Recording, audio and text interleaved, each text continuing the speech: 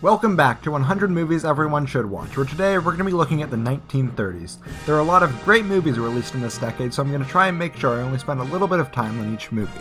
But without wasting any more time, let's look at our first movie, which is Olympia, A Festival of Nations, which is actually a two-part documentary and shows off the 1936 Olympics in Germany. This movie makes my list for a few reasons, the first being of how innovative this film was. Although we might take it for granted today, NBC didn't always show off every second of the Olympics, and the fact that this allowed for mass audiences to see the Olympics without having to fly halfway across the world is pretty impressive. The other reason is how the film is edited. Hundreds of different angles, tens of thousands of cuts made this truly one of the most innovative and best edited films of all time. Wieder nur 47 Meter 93. Nun, Carpenter!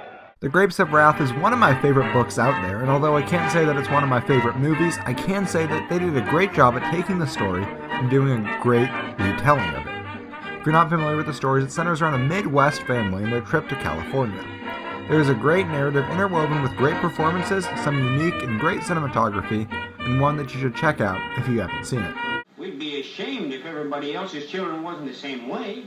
I can't help that. All I know is I got my orders. They told me to tell you to get off, and that's what I'm telling you. Gone with the Wind is one of the greatest American epics of all time.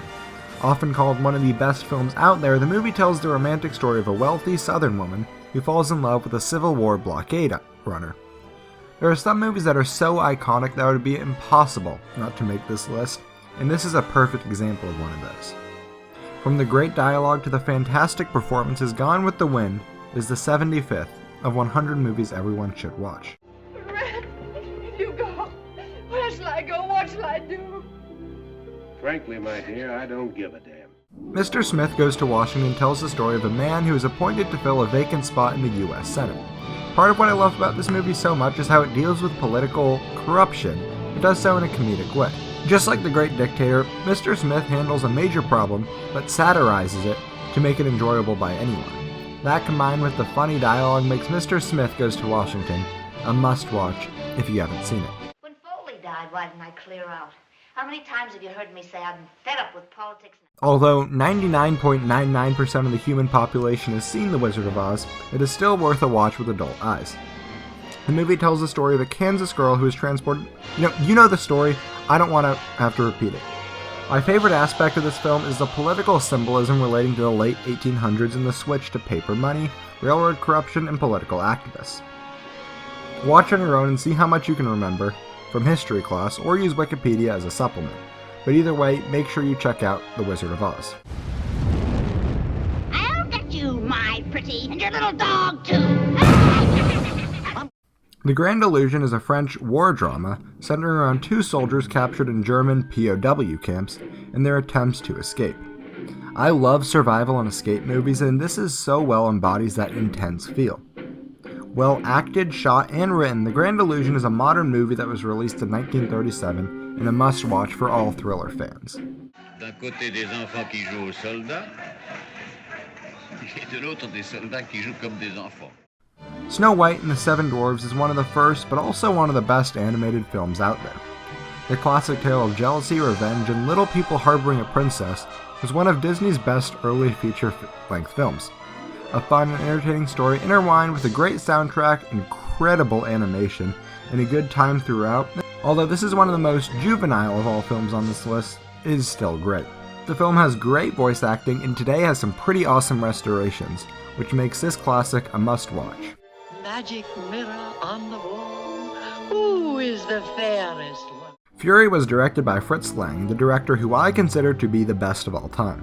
The film centers around a lynch mob who is framed for murder after nearly killing a wrongly accused prisoner.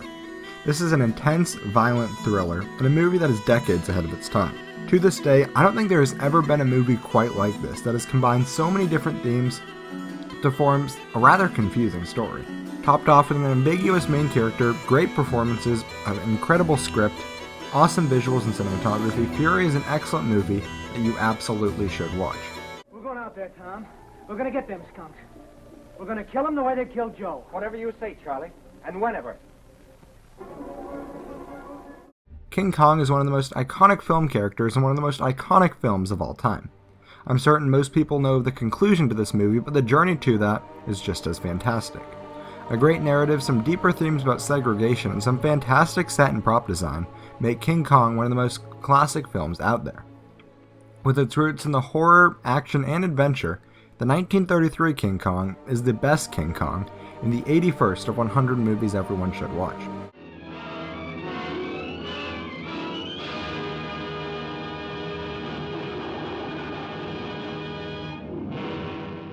Going back to Fritz Lang, we have The Testament of Dr. Mabuse. I'm going to say that this is one of those movies where it's best to go in blind, but what I will say is that there's a really well-made movie. Some great performances, incredible cinematography, and what is great about these older movies are the unique and fantastic camera angles that you never see today. Dr. Mabuse is a great crime thriller, and if you have not seen it yet, make sure you check it out. Der letzte Sinn des Verbrechens ist eine unbeschränkte Herrschaft des Verbrechens. Scarface, the 1932 edition, is a great example of an older movie that was remade into something that was totally different but thematically the same. Scarface tells the story of a prohibition gangster inspired by Al Capone. The film is very well directed, but above all else, it's very well acted.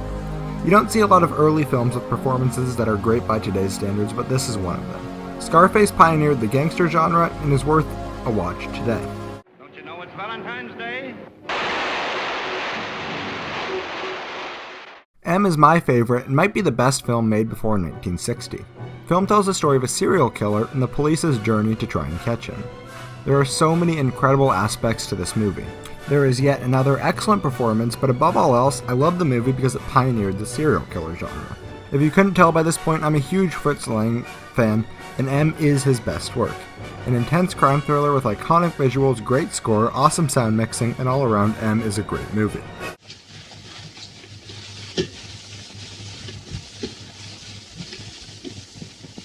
Du hast aber einen schönen Ball.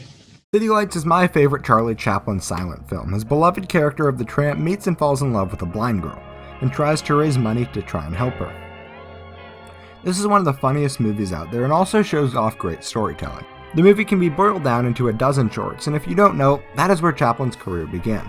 So well edited, acted, and written, yes, it's well written, despite being a silent film. City Lights is a must-watch for all fans of comedy.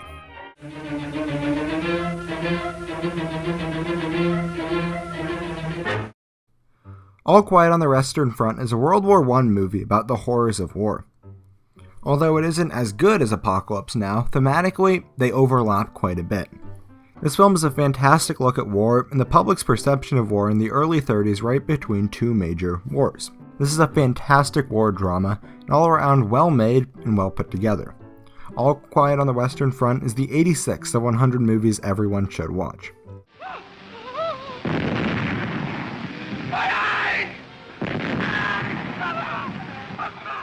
Hell's Angels is an epic masterpiece by Howard Hughes. The making of this film is heavily referenced in The Aviator from episode 2, and watching the two movies together is truly fascinating. The film does a few things better than any movie would for decades to come, and one of those is scale. This movie feels huge, and the reason is, well, it is huge.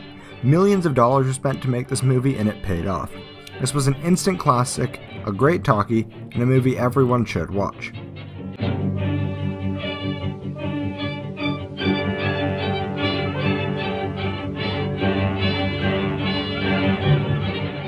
So this marks the episode of 9 of 100 movies everyone should watch. I'd like to say that almost all of these films are in public domain for free on YouTube and a number of other legal and free websites. If you're interested in watching any of these, check there first. Until next time, comment and tell me which of these you love, drop a like and subscribe so you can join me next time.